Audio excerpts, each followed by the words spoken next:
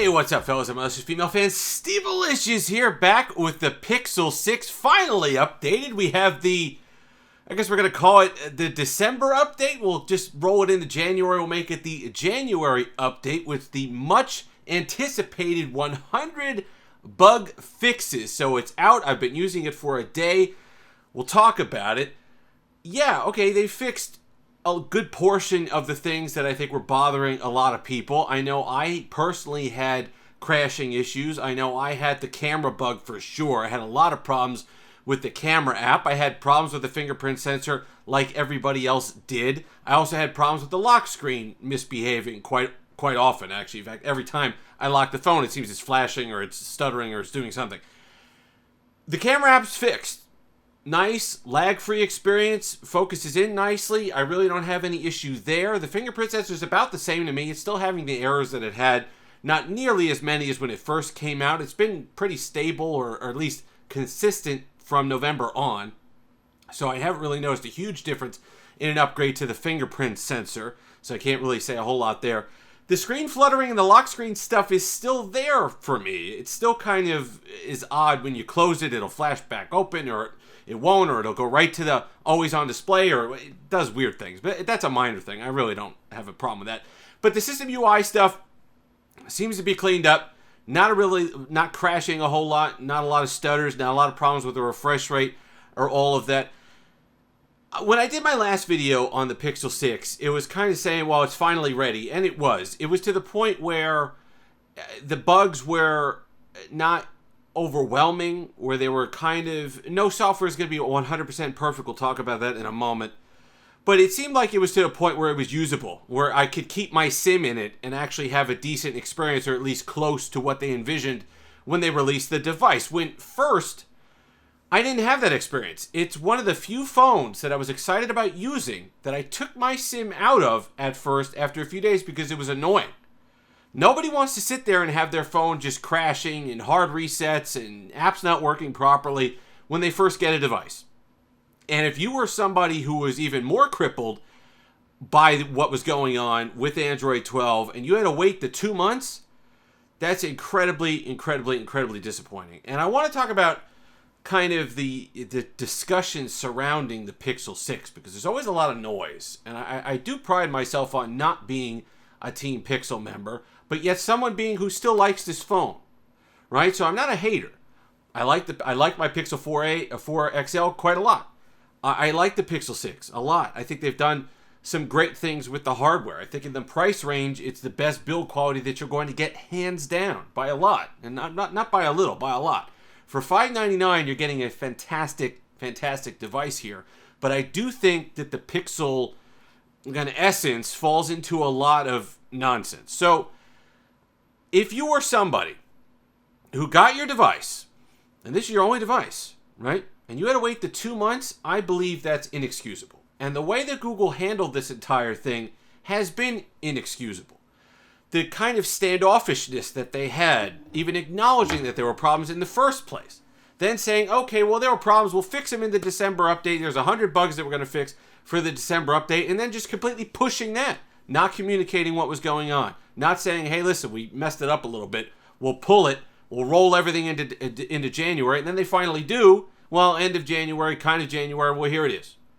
And now you're finally going to get everything, all the fixes. But as a lot of people on Twitter were saying, well, what if you're not a tech reviewer who can sit here and defend Google all they want and has 6 other devices that they could roll their SIM card into while they're waiting for these things to be fixed? If you were somebody who legitimately had some of the issues I had, especially at the beginning of the tenure of having the phone, I would be annoyed that I spent my money on that. I had to wait 2 months for those fixes. And I don't want to hear that, well, other devices have problems. Apple has bugs. Well, first off, if this is your device, if you're not a tech reviewer, then you don't have an iPhone. You don't worry about what Apple's doing. You care about what the Pixel has going on with it. You care about what Google's doing and how they're communicating the problems to you. This nonsense about, well, iOS isn't perfect either. I know iOS isn't perfect. But let's just say that that's a valid argument for just a moment, that you could sit there and say, well, Apple has problems too. Okay, well, personally, I don't care about that. I spent my money on a Pixel. But let's talk about it. Have I had problems with my iPhone in the past? Yeah, sure. I had some issues, and I talked about them in the video. When I first got the iPhone 13 and iOS 15 came out, I absolutely had bugs. Repetitive bugs. Stuff that would happen every single time that I went and did this specific combination of stuff. It was getting to the mailbox would freeze up. Some other issues. I was having some hard resets that I usually don't have with Apple. Within a week, they were gone. They were gone.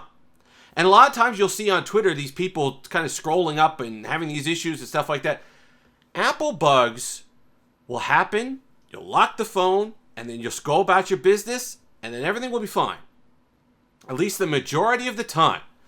The difference here is the Pixel bugs were every time you picked up the phone. It was a repetitive experience.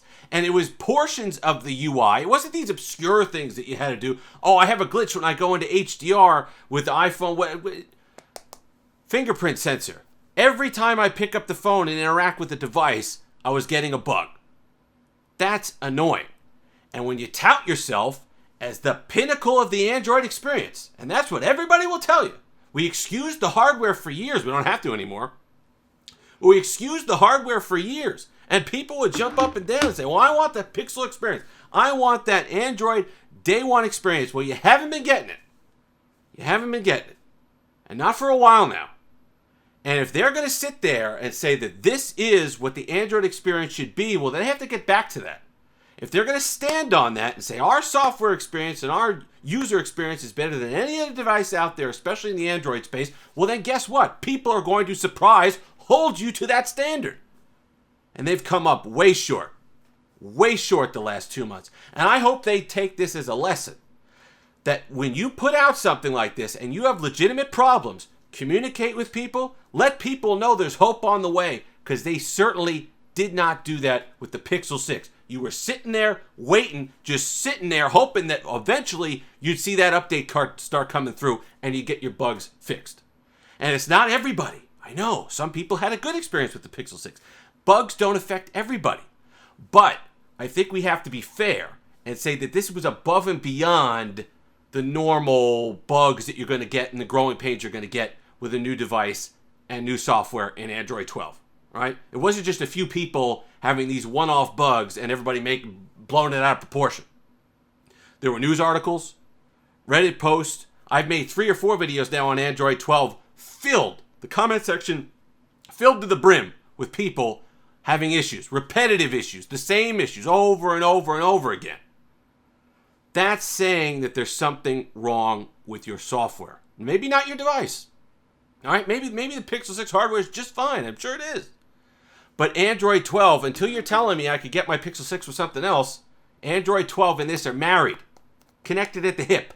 That's it. My experience on Android 12 is my Pixel 6 experience. I just want to briefly talk about a lot of the hate that MKBHD was getting for complaining and actually coming out there, and now people kind of mocking him, say, oh, everybody thank MKBHD for the update. That's a no-win scenario. All right? I personally would rather the big tech YouTubers stand out in front of something when they see there's a problem. Does it mean that every other manufacturer is perfect and every other manufacturer doesn't deserve kind of scrutiny in this way? Or no. But when there's a problem that people spent their money on, I have zero problem with MKBHD saying, hey, over here, when are you going to fix this? It's been 2 months now. When are you going to step up and fix your software? And it may have been coincidence, probably was, that they released it shortly after his statement. But to sit there and criticize him for giving hate to a phone that maybe you just like Google. Maybe you just like the phone. But let me tell you something. When you didn't get it for free and your money's on the line, I'd rather MKBHD out there and using his platform to say, hey, excuse me, you might want to work on this. Might want to make this a priority. Speed this up a little bit. It's getting a little crazy now that we waited December and now most of the way through halfway through January in order to get this update. I have zero problem with that. I'd rather that than them sit there and gloss over problems that are in devices and basically do these commercials that they usually do. So it's a lose-lose for him. He steps out, the Pixel defenders are going to hate him. He does nothing and glosses over it. Well, it's just a regular commercial that they usually do. But trust me, I'm going to prefer the more critical version of the bigger tech YouTubers holding companies accountable. That is always, always better for the consumer. I don't care what anybody says. Sorry if you got your phone for free and you disagree. If you've made it this far, like, comment, subscribe, all that fun stuff. Until next time, have that Steve-alicious day.